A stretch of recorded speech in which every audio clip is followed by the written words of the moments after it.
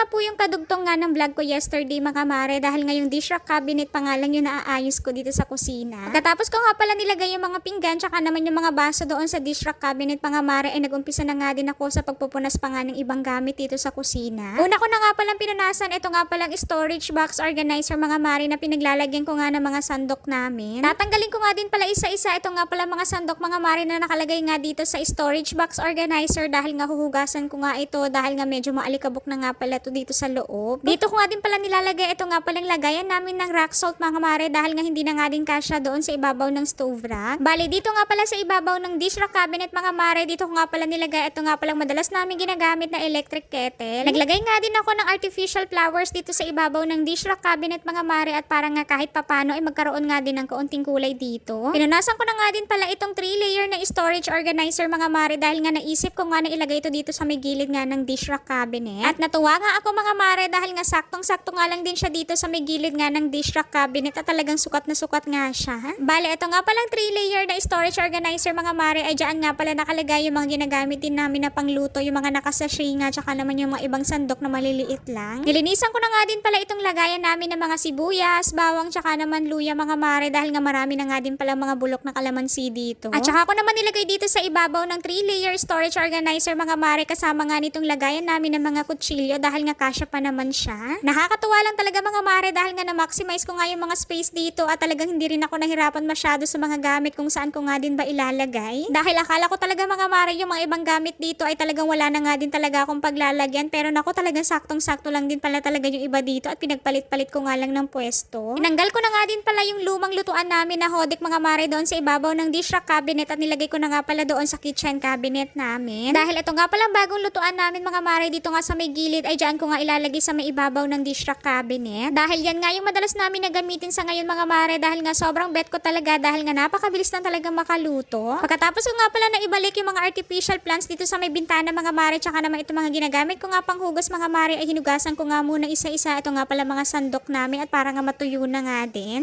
Pero bago yan mga mare ito nga palang dish drainer muna yung hinugasan ko dahil nga medyo naninilaw na din pala. Pagkatapos ko nga hugasan yung dish drainer mga mare tsaka ko naman hinugasan isa-isa ito nga pala mga sandok tsaka naman yung ibang hugasin pa namin dito at para nga matuyo na nga din at mailagay ko na nga din sa mga kanya-kanyang lagayan. Dinami ko na nga din sa paglilinis ito nga palang lagayan namin ng mga sponge mga mare dahil nga medyo naninilaw na din pala to at ngayon ko nga lang napansin. Kaya ginamitan ko nga yan ng brush mga mare at para nga matanggal talaga yung paninilaw niya. Gustong gusto ko talaga yung lagayan namin ng mga sponge mga mare dahil nga space saver lang siya dahil nga manipis nga lang siya tapos ang kagandahan pa dyan mga mare dahil nga may sabitan na nga din siya ng basahan. At bukod nga dun mga mare ay marami na din talaga akong pwedeng ilagay dyan tapos hanggang 2 basahan nga ay pwede nyo nga ilagay dyan. Pagkatapos ko nga pala mag-ayos doon sa may ibabaw ng lababo mga mare ay dito naman ako sa mailalim nga ng stove rack namin. Dahil dito ko nga pala ilalagay mga mare ito nga palang 2-layer na rack namin tsaka naman yung storage box organizer. Ito naman kulay black mga mare na pan organizer nga ilalagay ko naman doon sa mailalim ng lababo namin tapos doon ko nga muna ilalagay yung mga dati nga namin ginagamit na mga kawali, kaldero tsaka naman kasirola. Dahil kung dati pa nga kayo nanonood sa mga vlogs namin mga mare na dati nga ay nagluluto nga kami sa kalandi uling at yun nga yung mga ginagamit namin at tinago ko nga. Bali pinunasan ko nga muna itong ilalim ng stove rack mga mare bago ko nga ilagay yung mga gamit dito dahil nga medyo maalikabok na din pala dito at mabilis din talaga madumihan dito sa area na to. Siguro dahil malapit nga siya sa pintuan kaya mabilis din talaga siyang malagyan nga ng alikabok. Saktong-sakto nga lang din pala itong 2-layer na rack dito mga mare sa mailalim ng stove rack tapos dito naman sa ilalim niya mga mare dito ko naman ilalagay ito nga palang storage box organizer. Tapos dito naman sa ibabaw ng 2-layer na rack mga mare dito ko naman ilalagay ito nga pala mga lutuan namin o diba at saktong-sakto nga lang din sila. And as of now nga mga mare ganito na nga yung kinalabasan ng pagre-rearrange ko nga ulit ng mga gamit nga dito sa may kusina at nakakatuwa lang talaga dahil nga medyo umaliwalas nga. At syempre mga mare hanggang ngayon nga tuwang-tuwa pa rin talaga ako dito sa bagong dish rack cabinet namin dahil nga napakadami na nga din pwedeng ilagay dito. Napaka worth it din talaga ng pagbili ko dito sa dish rack cabinet na to mga mare dahil nga napakaganda rin talaga ng quality niya. At grabe naman talaga mga mare dahil nga natutuwa na naman talaga ako dito sa bagong arrangement nga ng aming kusina sa ngayon. O siya mga mare kung bet yung nga rin yung mga gamit ko nga dito sa may kusina naku i-check nyo na yung aking collection.